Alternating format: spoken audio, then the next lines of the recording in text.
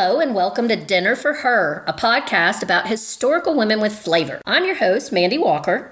Since this is our first podcast, I'm going to begin by telling you a little bit about myself, why I wanted to start a podcast about powerful women in history, and as my wonderful mother-in-law asked, what the heck does dinner have to do with anything? So, in a nutshell, and so that I don't just ramble on for hours about how much I love and respect and admire powerful women, I will just shortcut this by saying that I think that a lot of you can agree that we're in a very weird time to be a woman, especially in the United States. And very truthfully, just in thinking about things that I can control and things that I can do to try to make the world a bit better for my daughter and for the wonderful women in my life that are my friends who are experiencing a lot of doubt and anxiety about the direction that we are going, and to remind us about how far we've come, I decided that I'd like to do a podcast where every week me and these great women that are in my lives can get together and talk about other powerful women who have come before us, what they mean to us, what lessons we can gain from their lives and their experiences,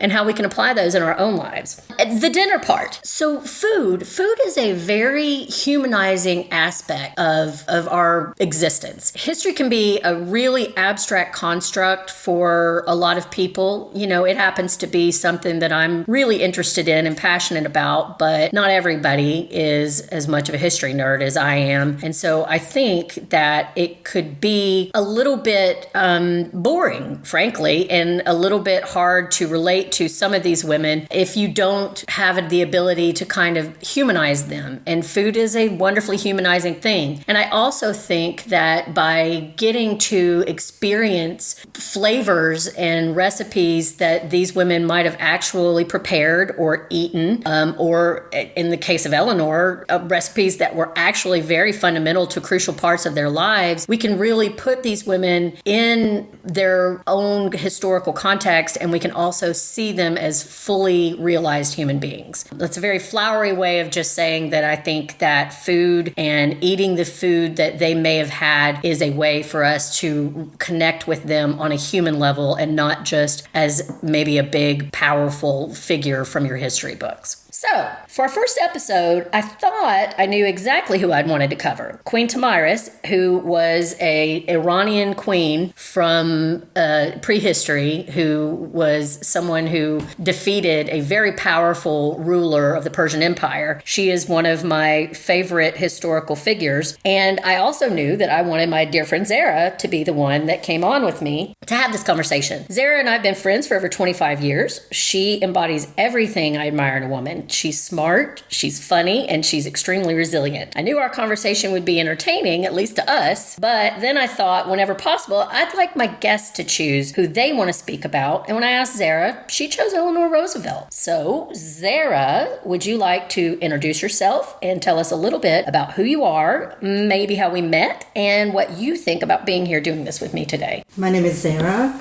I have lived in Tennessee for over 30 years now. Came here in the 90s in US, and Tennessee was the very first state and continuously the state that I've lived in. I met Mandy when I was barely speaking any English and had my second job at a very little cute restaurant named O'Charlie's.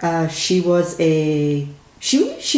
wearing a lot of hats back then, and she still is, but back then she was working as a server, I believe, and I was the little prep cook in the back that barely spoke to anyone. And even if I was confident in my English, many people that learn a second language are very shy at first because they don't want to make mistakes. So I was very shy, but she approached me and she made friendships, and then continuously have kept up with me. Lost track of each other for a little while, but then we found each other on Facebook. Thanks, luck. What else did you ask me? I'm sorry. I think that answers it. And yeah. I want to say that one of the things that I admire the most about you, so I want to go back and talk about baby Zahra when I first met her. You were what, 18 years old? I believe 19 when you met. Okay. Yeah. You were 19, you were a single mom, you moved here not speaking a word of English, or barely a word of English, and you taught yourself completely. You got yourself bilingual, then you went out, got a job, and were supporting yourself and your child as a teenager in a culture that was brand new to you. And you have just I know you say that you were shy back then, which that is not how I remember it. Not shy, reserved. Maybe, but I think that if you asked anybody that knows Zahra then or now, reserved is just not a word that I think of when I think of you. I think of you as very outgoing. I know what you're saying. It's one of the things that I admire so much about bilingual people, is it takes such courage, especially I think if you're an intelligent person. I almost think that is sometimes harder because when you start out that a lot of people think that you sound stupid. Stupid people think that you sound stupid, that don't know how hard it is to be bilingual, and that you have to struggle through those early days of not being well understood to get where you're going. And a lot of people give up. I love languages, and I know a lot of words in different languages, but I've never been able to be bilingual because I struggle with that. I hate feeling stupid when I try to talk. So I admired so much how quickly you learned and how quickly you became 30 years. Hey, look, you were, in my opinion, fluent very, very quickly after you got there. And it doesn't seem like it took any time for you to be one of the funniest, most dynamic, interesting people that I've ever met. And also incredibly strong and incredibly smart. So I'm just so happy to be here with you today. But I do want to know, why did you choose Eleanor Roosevelt? To be honest, I picked her at random. I had no idea what she was about, but I didn't want to talk about the queen that you love so much yet. Maybe another time. Random. Totally random. Okay. So how do you feel about that decision now after Very good. I think you chose great. She was amazing. She really was amazing. Yeah, I was so impressed with, I knew a little bit about her, but honestly, until the last few years, and I've realized how important understanding fairly recent modern American history was to me, it was my least favorite topic. I always preferred reading about foreign places, things that were exotic to me, distant times, distant lands. Now I understand, as somebody who wants to see a better world for my kids, why it is so very important that we have a better understanding. And I feel like it was fate that you chose her for a lot of reasons. One of them being that I can't wait to dig more into her fascinating life and how much of an effect she has had on the political climate and civil rights in this country. But another reason that it was really fortunate, I think, and fated that you chose Eleanor was, like I said, I originally wanted to do Tamiris because along with Eleanor of Aquitaine, another famous Eleanor, those are my two favorite historical women. But picking Eleanor was really fortunate because I was pondering the best way to introduce the food aspect in a show that was really fun and engaging. Some episodes, I think the food aspect of all of this, the dinner portion, is going to be just a minor part of the podcast. It'll just be maybe a little treat at the end. But I think that, as we discovered, Eleanor had a very, very big effect on how food was served at the White House, a surprising effect on how food was served while she was the longest reigning First Lady in American history. And so I think that we're both a little afraid to get to the dinner portion of this, quite honestly. But I think this is going to be a great way for people to get an understanding of how much food can impact someone's life and the culture, and how much it can be influenced by the culture that's around them. So again, I didn't know as much about her as I do about some of the other women we'll eventually be discussing, but I was thrilled to find out that food played a massive role in her time as First Lady to Franklin Roosevelt. So let's talk a little bit about Eleanor Roosevelt and who she was, and what did food have to do with her life. Eleanor was born in 1884 to a massively wealthy and politically important Roosevelt family. Do you, Zahra, know much about the Roosevelts at all? Yes. They're both very rich. They were both very educated. They were both very driven. They also had discovered that they had a crush on each other, even though they were cousins. And I have figured out that mother-in-laws have always been evil.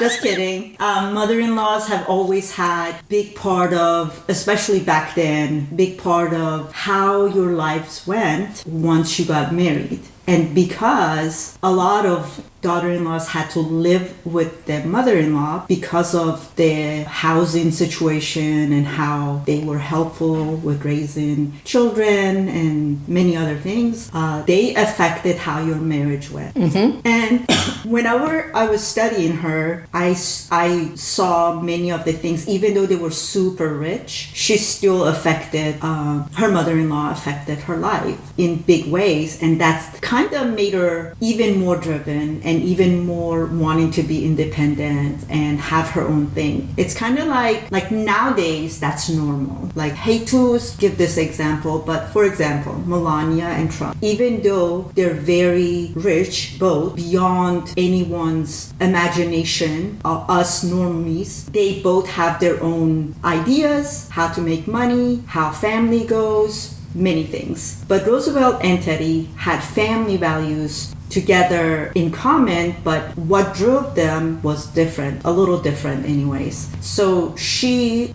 really wanted to have her own thing, volunteering.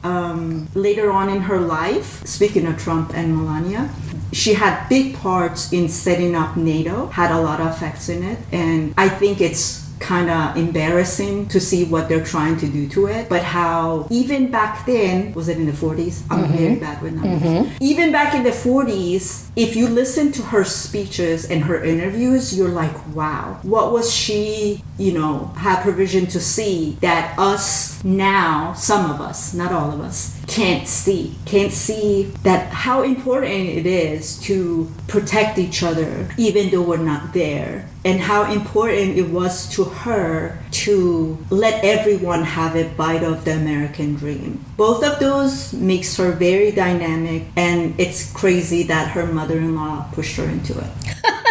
I agree. And the fact that a lesser woman, instead of going on to flourish and become one of the greatest women in history, in my opinion, I was going to say in American history, but quite honestly, reading about the things that she influenced, she is one of the greatest political figures, honestly, yes. I think, in history, in a very small, rare group of people. And a lesser woman could have been cowed to just shut up and become the drudge that let her mother-in-law run all over her, but she went a different direction. I'm going to go back and talk a little bit about the Roosevelt family. They had been in the United States. They were what is called an old Knickerbocker family. In New York, there are a great deal of Dutch people that originally settled that area. And the Roosevelts were a family that had been in that area for hundreds of years by the time Eleanor was born. And the Roosevelts were huge. It was like the Kennedys, but much larger. It was a massively large family and a massively wealthy family. They had retained quite a bit of wealth over the hundreds of years that they'd been in the United States. Eleanor was born into a branch that was not quite as wealthy. Her father was actually the younger brother of President Theodore Roosevelt, and her mother was she was a socialite that their marriage was basically arranged. Her mother was cold and unloving. She thought that Eleanor was an unattractive child. She teased her about the way that she looked, and she was much closer to her father. Unfortunately, her father was a severe alcoholic. He was put in a sanitarium because of his alcohol abuse. Her mother died when she was 5. Her father died at 8 by suicide, by jumping through a window in the sanitarium that he was put in. Her father? Mm-hmm. Okay. Yeah, he didn't even die immediately. It was very sad. But she was raised after that by her cold, distant maternal grandmother. So she just had a really, really lonely childhood. She was then sent to boarding school at London at the age of 15, and that actually was one of the best periods in her life. This was the first time that she was allowed to be around women who were academics, that were living a life outside of just the genteel Knickerbocker society of New York, of the ultra wealthy of New York, where women were basically only allowed to be influential in the social sphere. They were not encouraged to be active in the political arena. They were not encouraged to work outside of the home. But this school that she was sent to in London was Allenswood Academy, and it was run by Marie Silvestre, who was noted for cultivating independent thinking in young women. Eleanor loved the headmistress there. She made Eleanor her protege. She recognized that she was an incredibly bright young woman. She was unfortunately forced to come home only 3 years later to make her societal debut, which must have been horrible for her, to finally get in a place where she was not told that she was ugly and useless and just an appendage. She was allowed to let her mind flourish. She was praised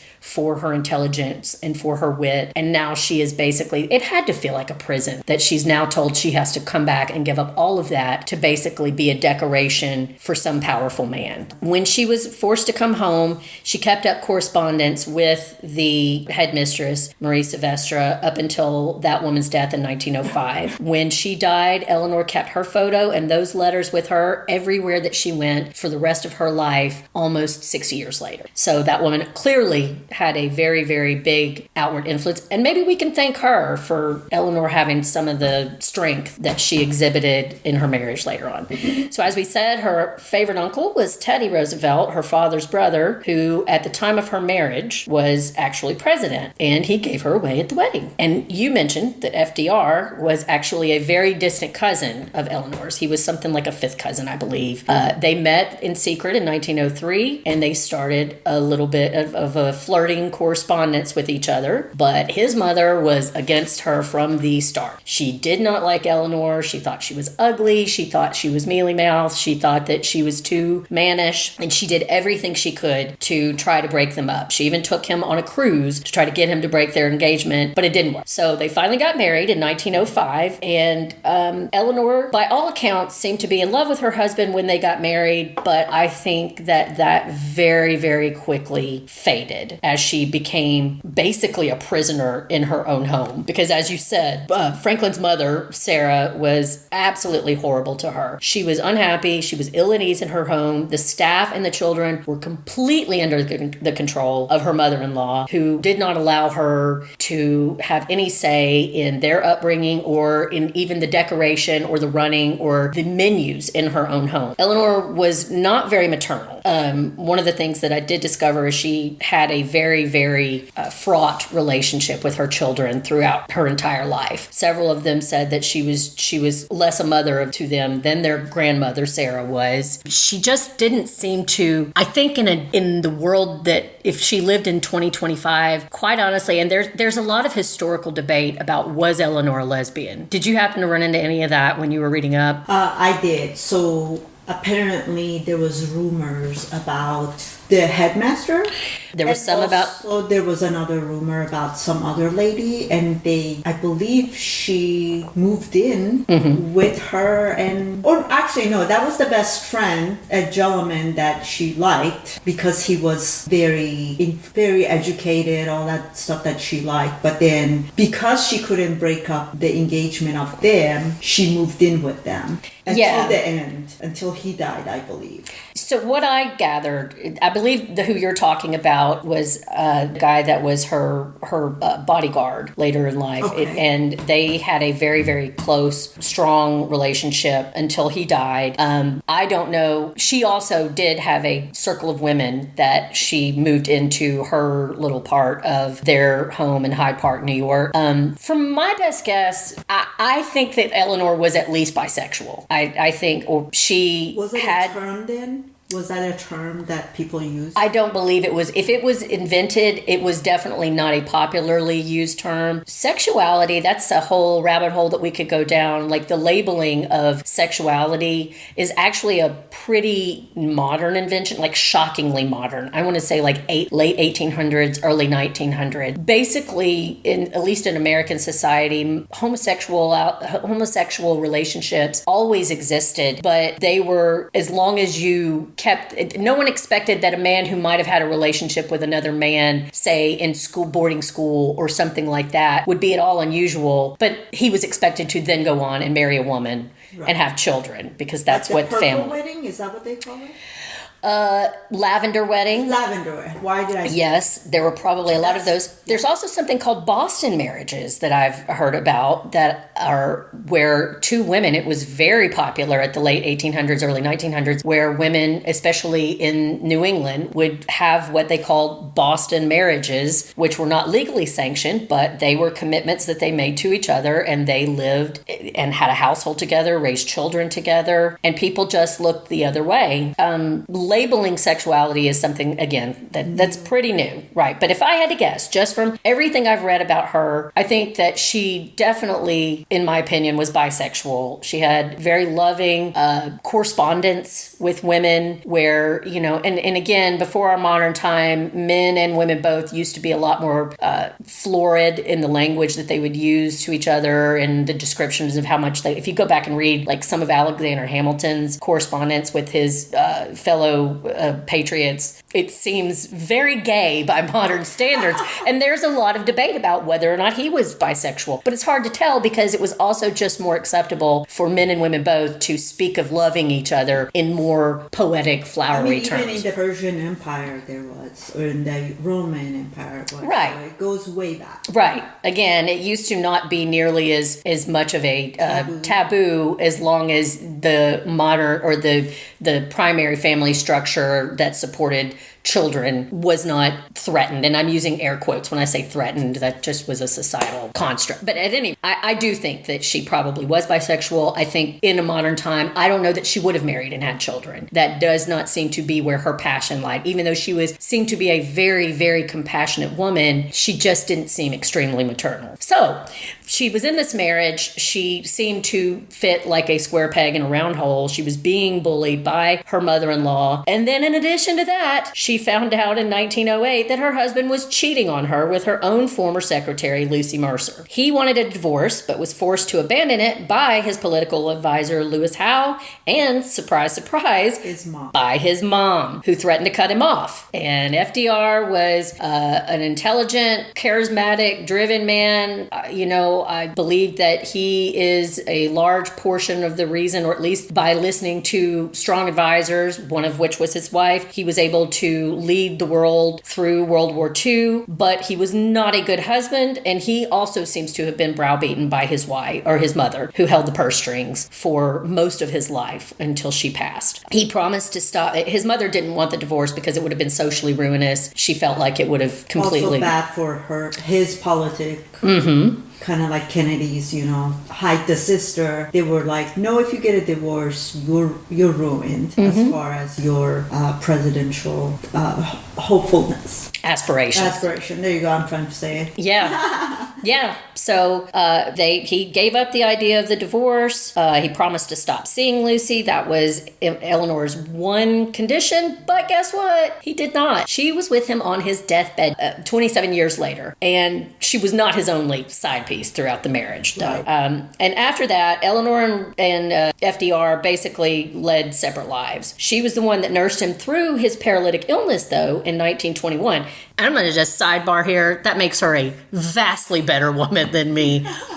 There is nothing on God's green earth that would have kept me nursing that man back to health if I had found out that he had betrayed me in such a awful, awful way. And not just once. Repeatedly.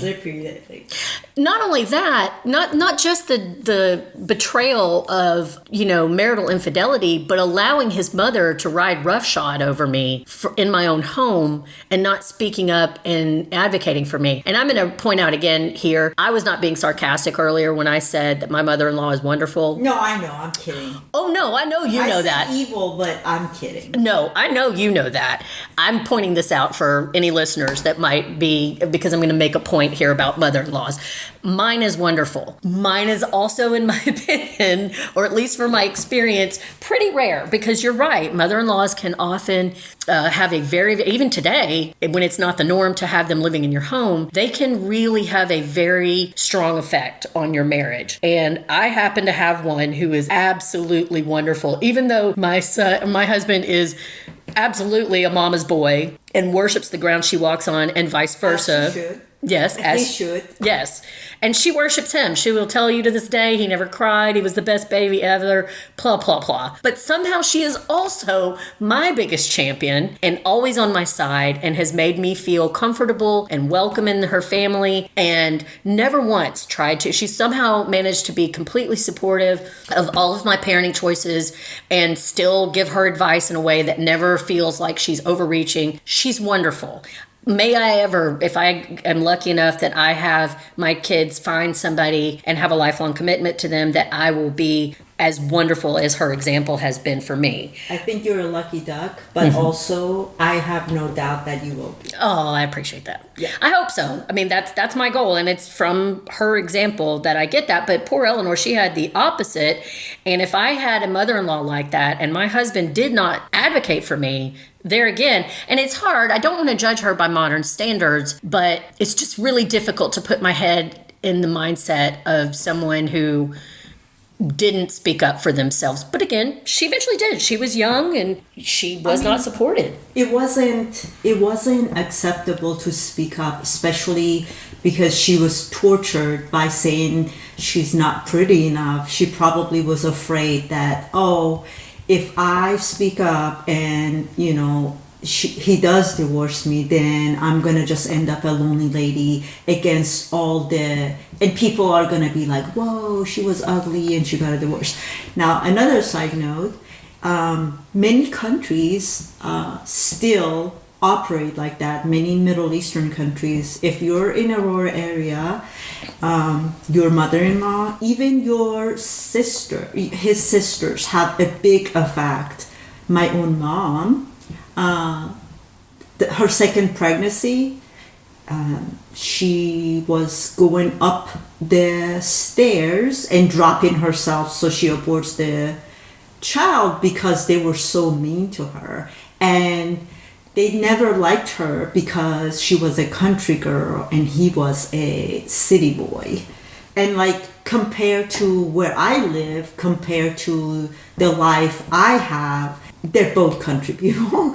But that's not what they thought. And the social expectation of marrying your own level, your own, what have you. Social equal or city versus country, farmer versus, what have you. They weren't equal. But my father's mother made sure that my mom had a miserable life, and then also his sisters. They would start problems. They would talk to him to a point where he would get balled up and just go beat my mom. Just many terrible things. And and that was in the 70s. So, late 70s. So still, to this day, households like that operate in Middle East. FYI. Oh, I believe, yeah. And I think that it's not just the Middle East. I think that, but I do know that it is very prevalent there. If you remember, I had a cousin who married someone. Middle Eastern. Yeah, right, and I don't want to get too far into her business, but yes. She had a very similar experience. And it's heartbreaking. It's awful. It's awful to think that in this day and age, there's still women that are treated like second-class citizens in their own home. So again, I shouldn't be getting into the business of judging Eleanor, especially because she did overcome. And I think that that betrayal that she felt when she found out that this love affair with her own husband was basically smoke and mirrors and that it was not real really pushed her to finally advocate for herself, because they were trying to make her fit into this very stereotypical feminine domestic mold, and it just was not her. So after that, after she found out about Lucy Mercer, Eleanor and Franklin, as I said, basically started living separate lives. She did nurse him through his paralysis in 1921, which largely left him confined to a wheelchair for the rest of his life. His doctors even credited her with his survival. Sarah tried to talk him into retiring from politics at that time, but Eleanor pushed him to keep at it. And after that, Sarah's influence was less and less, and Eleanor began to run her own household as she saw fit. She had a smaller residence built at their Hyde Park estate called Valkill, This is what we were talking about. And that's where she hosted her political and intellectual friends. And eventually she did move a couple of those people in there, and they lived as a little family unit for most. I never ran into that info. Yeah. She really restructured her entire life to fit how she wanted to be. Again, I think she probably had some regrets about her role as a mother later in life. I don't know that her children had the best mothering, but I am happy. I can't help but be happy that she got some freedom and joy and peace once she gave up on this doomed marriage, and started to find her validation in other places. She didn't really want to be first lady. All the prior ones, even those who'd been politically active, had given up their own lives when their husbands were elected so as not to, in air quotes here, overshadow them. She was the first presidential spouse to hold regular press conferences, and in 1940 became the first to speak at a national party convention. She also wrote a daily and widely syndicated newspaper column called My Day, which was another first for a presidential spouse. She was the first lady to write a monthly magazine column and to host a weekly radio show. She was a major political force for liberal causes, particularly those concerning human rights and racial and gender equality. She became the longest-serving first lady and reinvented the role for the modern age. After FDR died in 1945, she continued in politics, as you discussed a little bit earlier. She vociferously championed the formation of the United Nations and became the first chairperson of the UN Commission on Human Rights. She played a key role in drafting the Universal Declaration of Human Rights, which is still used to define rights and freedoms due to all human beings around the world today. She died in 1962 at the age of 78. And I'm going to stop right here, and we're going to go back just a little bit and talk a little bit more about what you brought up earlier. I was so surprised to find out how much influence she had on racial, civil rights movement, not just women's equality, but equality for all people across the world became something that was very, very, very important to Eleanor. And we owe a great deal of some of our modern freedoms, not just in this country, but around the world, to her hard work. She wasn't perfect. Even towards the end of her life, there were things that she said and published that made her sound fairly anti-Semitic. She had some bigotry towards Jewish people. She was brought reluctantly towards, she didn't start out even being a champion of women's rights. That was something that kind of came later. I think it was against her husband's politics. Mm-hmm. Yeah, I agree. I think that, some of it was initially she was reluctant to be seen to be standing in opposition to him, but she overcame that. Right. And there were several times through his administration where she spoke up for marginalized people, even in conflict with him. There is some argument to be made that, she could have maybe done more to help Black people in this country. But what she did do was so much more than what other people do. And here's the thing about Eleanor is that some of the people that we'll talk about on this podcast as I go forward are going to be people that are so far back in history that there's not going to be a great deal known about them personally. With Eleanor, it was the opposite problem. I could spend 17 years probably doing a podcast a day about Eleanor Roosevelt, and we still wouldn't cover how much she affected American politics and world politics. So to me, the fact that she was well off and could have had this beautiful, what we refer to these days, trophy wife life, but she chose to advocate is very amazing. And it's she could have just had all the servants, all the people that made her life easy, listen to Zahra as she decided her life for her and just been good little girl, good little wife for his son, and then she would have been okay with her. But she chose to be what is referred to as a class traitor, sorta, and that's admirable. Extremely. And in so many ways. And here I want to encourage anybody that's listening to this that doesn't know a lot about Eleanor to please look into her life and what she was able to accomplish.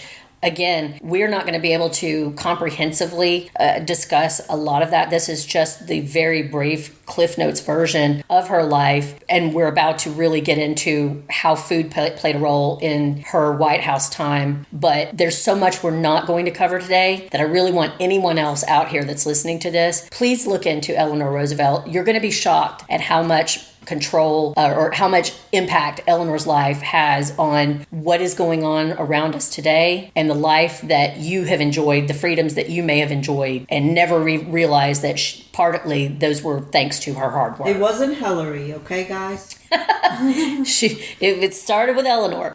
So let's get to Eleanor and food. So again, this was fortuitous because I was trying to find, a way to really introduce this idea of how impactful and important food can be on someone's life. And turns out that Eleanor had some very, very strong opinions about food, particularly while she was in the White House. Eleanor wanted the food at the White House to set an example of cheap, nutritious meals that could be prepared by the average American. She was elected, her husband, FDR, was elected right at the beginning of the Great Depression, and most of the country was suffering the devastating effects of that. Many people were standing in bread lines. Many people lost their jobs, their livelihood. Their kids were going hungry. Eleanor felt very strongly that the White House should be an example to the American people of how to eat cheaply but nutritiously. She did not want them to be seen as these coastal elites who were dining on caviar and lobster every night while the average American was out there suffering. But she was also strongly influenced by Martha Van Rensselaer and Flora Rose, who started the home economics department at Cornell University. So I don't know if you know much about home economics as a class in high school. Do you know anything about that, Zahra? No, I didn't go to school either. Well, right. And actually, Zahra and I are both in our late 40s. By the time I was in school, home economics was already something that was kind of on its way out. And it was more of a kind of a joke, really. I never took it. There were people that I hung out with that took it just to get the easy A. Okay. Because it was basically just thought of as a way to, you learned how to sew a button on and maybe bake cookies. Okay. But before that, and it was pretty much phased out by the time I graduated from high school in most places in the country, I believe. Because you hired someone to sew back your button. Right. Or you throw it away. Right, exactly. We were in a much more disposable society by then. But before that, it did have kind of this connotation of an example of women's oppression, that it was a girls' class to teach you how to be Susie Homemaker, to teach you how to, in our minds, growing up, my generation, we thought of home ec as a little bit insulting. That it was, what do you mean you want to teach me how to iron and sew on buttons and bake a cake? I want to go to college. So I was kind of surprised to find out that home economics actually started as a way to shoehorn women into higher education in a socially acceptable way. It literally was about the economics of running a home. These women wanted the average American woman to stop looking at herself as a housewife and think of herself as a homemaker and run her home more along the lines of efficiency and scientific principles of nutrition, as if she were basically a CEO of her home. Now, there were drawbacks to that. Even at the time, there were intellectual women who thought it was insulting that, in many institutions, the only funding that they could get for women's education was the home economics department. But honestly, I feel like they were really trying to do something. They were working within the confines of their time, the era that they were born into, and I thought they had a lot of really admirable principles. I'm super glad that I don't have to eat their food on a regular basis. So these women saw home economic not just as a housewife training, but rather as a way for women to run the nutritional, hygienic, economics, and child rearing in the home under strict, scientifically proven methods. And here's just a little quote. quote from one of the articles that I read about them. Its founders envisioned training women in nutrition, chemistry, sanitary engineering, and other fields dominated by men, not to create female scientists, but to create scientific homemakers. The key to American progress was going to be intelligent housekeeping. The woman who boils potatoes year after year with no thought of how or why is a drudge. Eleanor Richards, the first president of the American Home Economics Association, explained. But the cook who can compute the calories of heat which a potato of a given weight will yield is no drudge. And this is from the first president of the Home Economics Association report. Eleanor was deeply impressed with their methods. She immediately wanted to implement their ideals into the White House. So she hires this woman named Miss Henrietta Nesbitt. Henrietta was not a cook. She was not a housekeeper. She had never run a large institution, such as a hotel or anything like that. But Eleanor hires her to be the chief of staff for the entire White House. Henrietta was just a woman from Hyde Park that had gone to Eleanor's church who had fallen on some hard times, and she was a baker. She would bake cookies and things like that, breads, things like that, and supplied them to the Roosevelts. And here was a opportunity that Eleanor saw to give this woman who needed a job some income, and also have someone that she thought of as a good, wholesome, down-to-earth American running the day-to-day operations. Her instructions to Mrs. Nesbitt were to serve the cheapest meals possible, except on extremely rare occasions when they had VIP guests like Winston Churchill. Mrs. Nesbitt was way out of her depth. She was unpleasant to the staff and allegedly ruined every meal she meddled in by, and this is a direct quote, hovering over the staff and making sure every recipe was overcooked or undercooked. And that was a quote from one of the women that worked under her on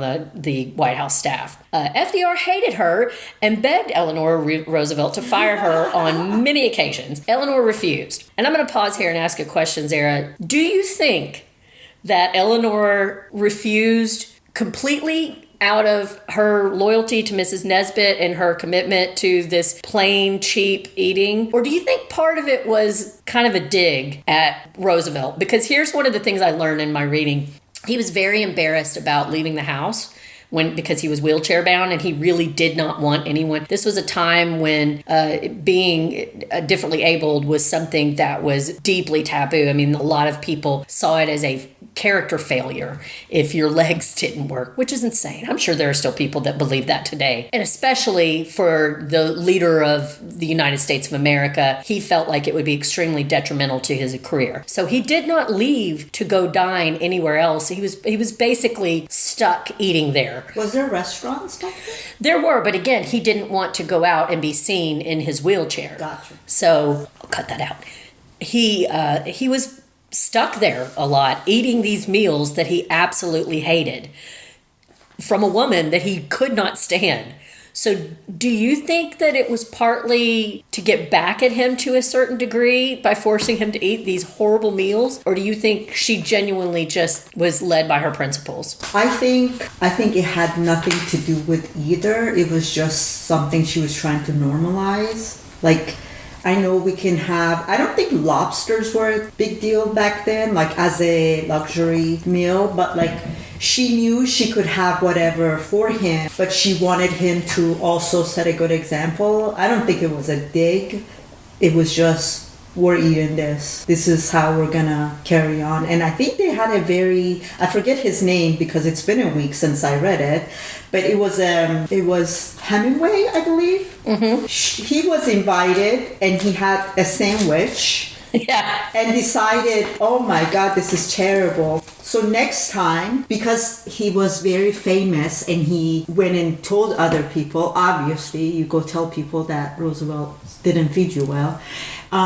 Everybody had decided if we get invited to the White House, we're going to eat sandwiches before we go because we're not going to get fed well. And I think that's hilarious. I do too. And I don't think it was a dig. I think it's just like, hey, everyone's suffering, you're going to suffer. You think it was just her principles that she believed that this is... It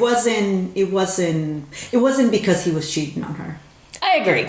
Yeah. I agree. There have been, when in the reading that I did, there were opinions back and forth about that issue. Was this just a scorned woman? But I think that's pretty sexist. Yeah. I think by the time they got to the White House, Eleanor wasn't interested in punishing him. I mean, she took care of him through his sickness. So I think if she was bitter about that and wanted to take revenge, she would have just left him at a care, like they had the money to hire, and it wasn't like they were suffering to have help. So basically, I think it was just everyone's doing it, you're doing it. Yeah, I agree. So Eleanor said in her first book, It's Up to the Women, the mother of a family should look upon her housekeeping and the planning of meals as a scientific occupation. Her section on food in a chapter called Family Health began with the stern advice, do not eat too much. The recipes that were created at Cornell that she used, she claimed at the White House, took little notice of herbs and spices. She was very proud of that and borrowed nothing from the many immigrant households where flavorful, low-cost cooking had been underway since well before the Depression. So we've talked a little bit about how terrified we both are to eat. I'm not terrified. Oh man, I am. Those eggs. I've had those kinds of food before. The eggs. It's really the eggs. We're going to get to the eggs. Okay. Do you not like eggs usually? I love eggs. Oh, okay. Not the way that I had to prepare them today. Okay. But I think that that point that they're making about her not paying attention to the fact that a lot of immigrant people had been making very cheap meals that were still edible for a long time is probably valid. I think that Eleanor was a woman of her time. She had a lot of ideals, but initially, especially, at least initially as a younger woman, she didn't have a lot of exposure to other cultures and especially not to how they cooked and prepared their food. So she was really going on this principle of home economics that was borrowed from these people at Cornell. And those guys, man, they are the epitome of the jokes about white people and their aversion to spices and flavors. They were literally just looking at how to prepare the cheapest meal possible that would also meet nutritional standards. So I feel like we cook whatever's around us and whatever we have exposure to and whatever's easily accessible. And back then, they only ate like bread and butter and whatever they could make on the farm. So it makes sense that they would eat nasty. I shouldn't say nasty. They would eat, potato or just make bread. All the easy stuff. So traveling to, let's say, Norway, they eat a lot of fish. They have access to fish. Russia, a lot of potatoes and potato salads. And so I think it has to do with what they have access to, and all the regions around. Most countries do the same. In America, it was a little different because we brought the traditions from wherever we were from, and it kind of had stayed with them. So maybe the food that she was serving was Dutch, right? No. Well, I hear what you're saying, and I think that is a very, very interesting point, and that's part of, you articulated better than I did earlier when I was trying to give my rambling explanation about why I think food is so relevant to these historical figures, these women that we're going to talk about, because you're right. Like, food is your culture. Right. It is what, throughout time, people have used what is available to them. But I think here, she is not being influenced so much by Dutch culture as she is by British culture, which is the predominant culture of the ruling class in America, the predominant influence back then especially of the ruling class in America. And British people are famously have toast, terrible cuisine. Bean, toast.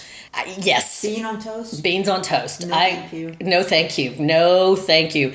It actually was seen as something of a virtue to eat as bland. Like, there have been times throughout, because I've been told very recently, most of the history that I like to consume was further in the past and not necessarily American history. And so I do know that at different points, eating as bland as you possibly could was seen to be a virtue, as if eating spices would somehow make you sick or could lead to, they were very big on plain, good, old-fashioned British cooking. I think there's a joke about that. There is. Did you take over all these lands and for spice, but you forgot to use it. Yes, I've heard that too.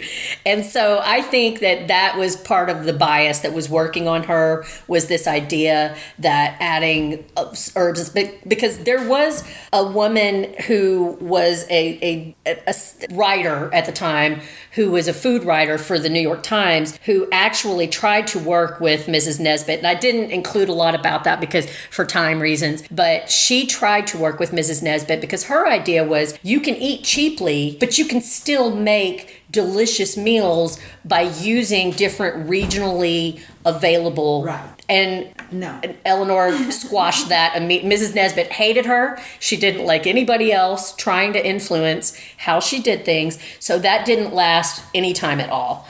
I don't even think she made it to the inauguration day. She got the shoe. She got the boot immediately. And so I really think that it was just this idea, probably this scientific idea of nutrition and home economics was partially, I think, influenced, probably subliminally, by that bias, that British bias against anything that is flavorful can't possibly be that good for you if it tastes good. So that's how we get to how they ended up with famously the worst cooking in White House history. Can you imagine if they had Taco Bells? Oh man, I just feel like they would have been happier people.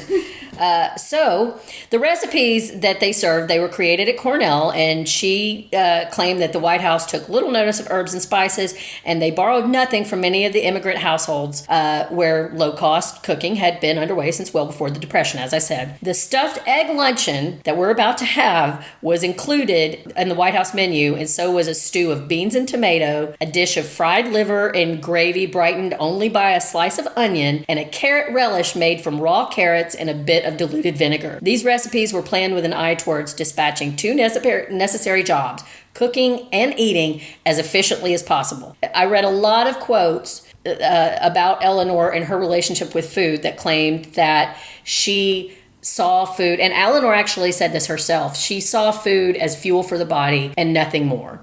Now, there is some argument to be made that once FDR passed and she was out of the White House and she had a bit more freedom about herself, that she absolutely did enjoy fine dining at different times. But in general, she just was not a foodie. She just wasn't. She saw food more for its potential to nourish. Right, for survival, a necessity to nourish the body, and not something to really spend a great deal of time trying to tart up and make too fancy. So Eleanor had grown up with a very little idea about what happened in the kitchen. She was a product of her time, of a very wealthy family back then where women were not in. They had cooks. They had cooks and household staff to do that sort of thing for her. But she was a quick study. So by the time she became, as the Washington Post put it, the first housewife of the nation, she had developed a straightforward message about her culinary goals. I'm doing away with all the kickshaws. No hothouse grapes, nothing out of season, she told a reporter who had inquired about the economy menus, and added that she intended to provide good and well-cooked food. Few guests or family members felt she succeeded in that. And as you mentioned, Ernest Hemingway came to the house, and he said that in 1937 for a dinner, and he said, we had a rainwater soup followed by rubber squab, a nice wilted salad, and a cake some admirer had sent in. An enthusiastic but unskilled admirer. So, yeah. Not fun. Yeah, and again, as you said, he also at that point learned that you just eat before you go. And his girlfriend, Martha Gellhorn, who was a reporter back then, she dined with the Roosevelts frequently, and she's the one that told him that everybody in Washington knew the rule: when you get invited to the White House, you eat before you go. Yeah. So now let's talk about what we're going to be eating. Oh my goodness. Okay. Our main inspiration for this episode, as far as the menu goes, came from a 2010 New Yorker article by Laura Shapiro titled Eleanor's Kitchen, and her subsequent book, What She Ate, which explores the cuisine of 6 famous women. This meal that we're about to serve was from the lunch menu on March 21st, 1933, which was 3 weeks after the inauguration. We have a menu of hard-boiled eggs stuffed And I learned here the difference between stuffed eggs and deviled eggs. Zahra, you asked me if I like eggs. I love eggs. I especially love deviled eggs. I make fantastic deviled eggs. These are not deviled eggs. What's the difference? Instead of having delicious mayonnaise and mustard, and if you like relish, I usually put pickle juice because my husband doesn't like the pickles to be in there, but I put a little pickle juice in and a little bit of sugar and some paprika and salt and pepper. That's how I normally make mine. These guys are stuffed with just the yolk, a little bit of vinegar, and it was supposed to be diced onions, but everyone in my house, their religion is their hatred of onions. Okay. It's the one thing that we all agree on. So I just put onion pepper in. That's one of the few ways that I kind of cheated, was that I just put onion powder in, too. So that's it. That's all the stuffing is made of, is onion powder and vinegar, and it's covered in a warm tomato sauce. So that was the primary part of the meal. That was the main dish at the White House lunch on March 21st, 1933, were these stuffed eggs covered in warm tomato sauce. And then I also prepared for us some mashed potatoes. Now, mashed potatoes are one of my favorite foods on the planet. And because I could not find the recipe of how she prepared them for the White House, I just cheated, or I don't know that I'm cheating, but I just went ahead and made them delicious the way that I normally make them, with lots of butter and milk. So that is one thing that I'm actually looking forward to in this meal. And then for dessert, we have a delicious cold prune pudding. I think I like that one. Well, I haven't tried it, but I did lick the spoon while I was preparing it, and actually I think I might be pleasantly surprised by it, but we're going to get into that. So, and then we have some just plain old wheat bread to go with it. So we're going to pause right here for a second. I'm going to warm this food up real quick, and then we're going to try it. Okay, we're back. We've stopped. We've warmed up the tomato sauce to put on these yummy looking eggs, and warmed up our mashed potatoes, and here we go. So I think we should bite into the egg first, because that's the part I'm scared about. Oh God, it's so bad. It's not good. That is as bad. Eggs are so expensive. You're eating that. I know. I accidentally bought an extra carton. I didn't realize we already had. Oh, the onions just hit my palate. Whoa. I'm finishing it. Oh, Zahra, you are a badass. Look at you. Which one you're eating next? Oh, I'm going to throw this bread to get the flavor off my tongue, and then I'm going to dive into these mashed potatoes. They look good. Oh, man. No bueno. I don't like the tomato sauce on it. No. Why? It's the onions, though, that really... That tasted like... somehow both the absence of flavor and overpowering, like batteries, like licking a battery. Oh man, that was awful. Get your tongue off of there now. Oh, yuck.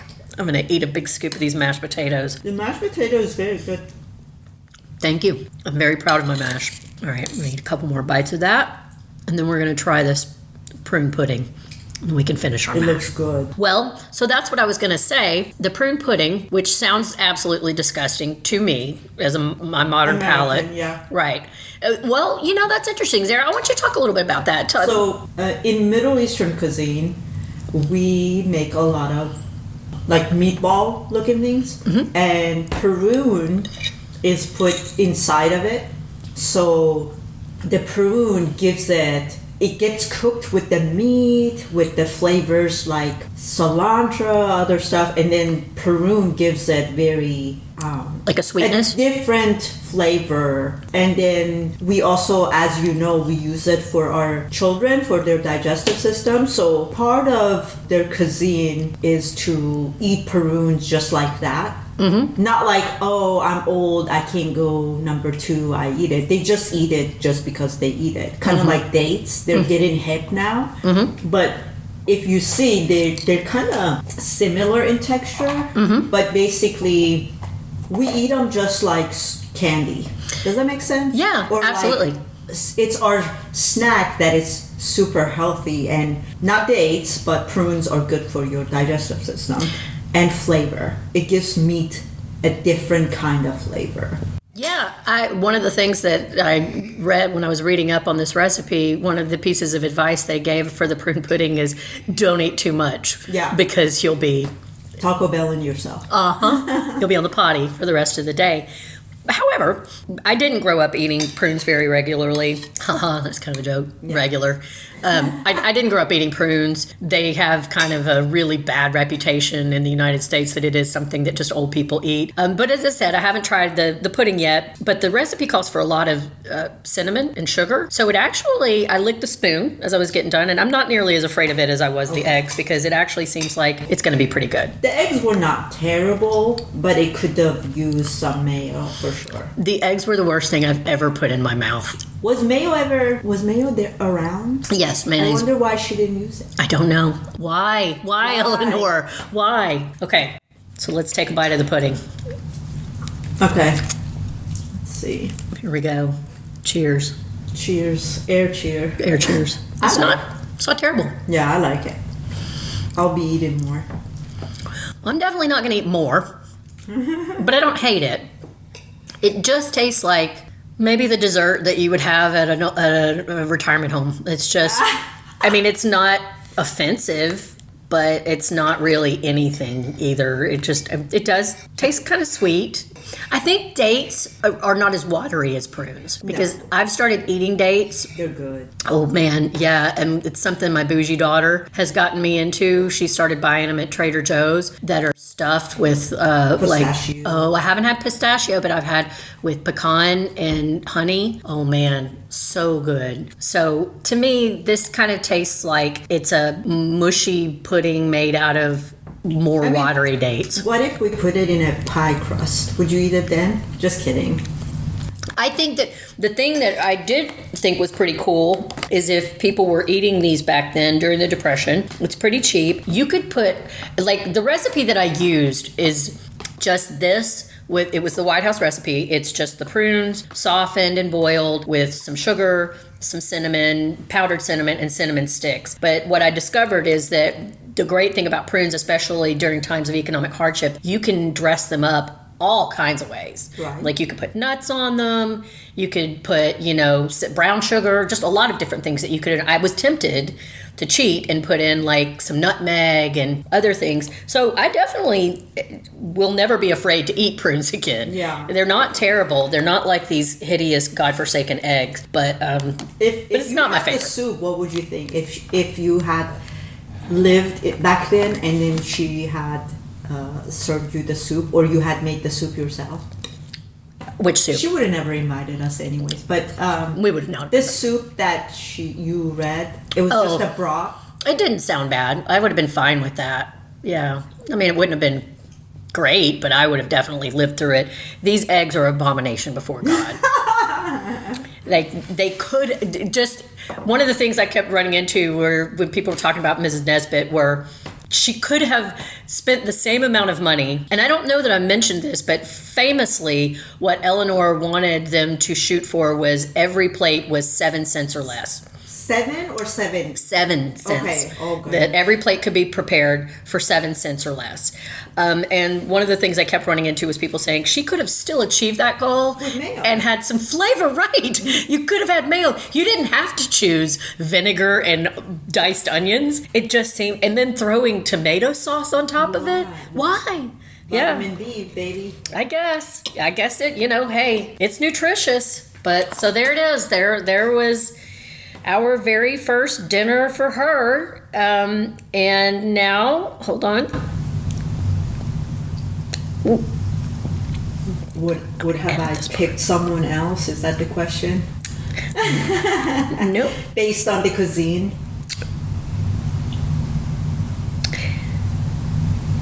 Nope. We're done. We're done with the meal. We've survived it. That was great. Zahra, final thoughts on Eleanor, the food? Anything else you want to talk about? Go to YouTube or wherever you get your information and research her. She's very influential. Hillary is not the woman you think she is once you find out about what our girl has achieved and pushed for. Also, I don't wish to be born then. I don't want to be born then. What else? I'm glad I didn't have to deal with a mother-in-law. Amen. At least not one that was like hers. Yeah, my mother-in-laws were both not in picture because I live in U.S. and they lived over there. And then the second one kind of had already cut ties because of how she was towards her own children. So you dodged a bullet there. Yes. And what else? Let's see. Do you find Eleanor's life to have been more inspiring or tragic? Inspiring, because she made sure that she lived for herself as well towards the end of it. Not just the end of it, but mid. I think that those pressures to be pretty and be this trophy wife figure back then, and even now, some places, is too much. It does terrible damage to those ladies' brains. And I don't think that her work was ever her beauty, but she realized what her work was through her work and her advocacy. Her own efforts. Yeah, and she didn't need to be pretty to stand up for what's right. And she didn't need to be... She fast realized that her passion wasn't to be pretty and know how to play the piano. I've seen videos documentaries and shows from back then, and it's just like, oh, what do you know how beautiful your dress could be? How could you do your hair? What cute boy liked you, or what rich boy liked you? And I'm so happy that her standards were not it. I'm very thankful to know about her and know that she had an amazing life towards the end. But I don't see her as tragic. No. I think most strong women don't, even though they had tragedy, they don't see themselves as that, especially once they accomplish the things that they wanted to accomplish. I agree completely. I think that there were sad things in her life that upset me for her, but one of the things that I loved about getting to know her and the things that, I am grateful for, that, again, freedoms that I've enjoyed in my life thanks to her hard work, is that there is an enormous amount of societal pressure for women to be pretty over everything. And influencers. Oh, yeah, it's rampant today. And that makes, again, in talking about why I wanted to do this podcast, part of it is genuinely I want to leave something for my kids, especially my daughter, to hear about these strong, powerful women who may have been beautiful, but if they were, it was really incidental to who they were as a person, because as we know, that doesn't last for anybody. We all get older, and you cannot base your life. It's such a trap. You can't base your life around your physical appearance. But we're also in a patriarchal society where women are told from birth that being attractive is your most valuable commodity to the world. And it is incredibly difficult for anyone to push back against that, and particularly in the time frame in the society that she was growing up in, a lesser woman would have been crushed and she would have been a footnote to history. Mm-hmm. But she overcame every horrible thing that happened to her, and she made this amazing life and became one of the most influential people in history. And I'm so grateful that you picked her. I really, really enjoyed that, and I appreciate it. Accident, but great surprise. I feel like it was fate. So that wraps up our first episode of Dinner for Her. I need to mention that in addition to the aforementioned New Yorker article, I also drew on the author's book, What She Ate. It looks at several remarkable women through the lens of food, and I'm sure I'll be turning to it again for research throughout this podcast. Wikipedia was another source I turned to for some of the biographical details about Eleanor's life. I'd like to thank Mark Kirkman with Pirate Core Entertainment for all of his hard work on editing this podcast and giving me the platform to make one of my dreams dreams come true. Also, I want to thank my dear friend Becky Anderson, with whom I host another podcast about TV, movies, and more called What's On Tonight. Becky has believed for years that the rest of the world was dying to hear what she and I had to say. She brought me into this world and has been invaluable in helping me learn the ins and outs of podcasting. Right now on What's On Tonight, we are covering the first season of the incredible medical drama The Pit, which is available on HBO Max. Please do yourself a favor and check out the show and our pod. And mostly I really want to thank you, Zahra, for being such a brave soul and taking this strange journey back to the Depression era cuisine with me. And I want to thank all of you for joining us. Come back next time for another culinary adventure with the women who helped shape our world. And we're done. Woohoo! Bye-bye. Bye-bye.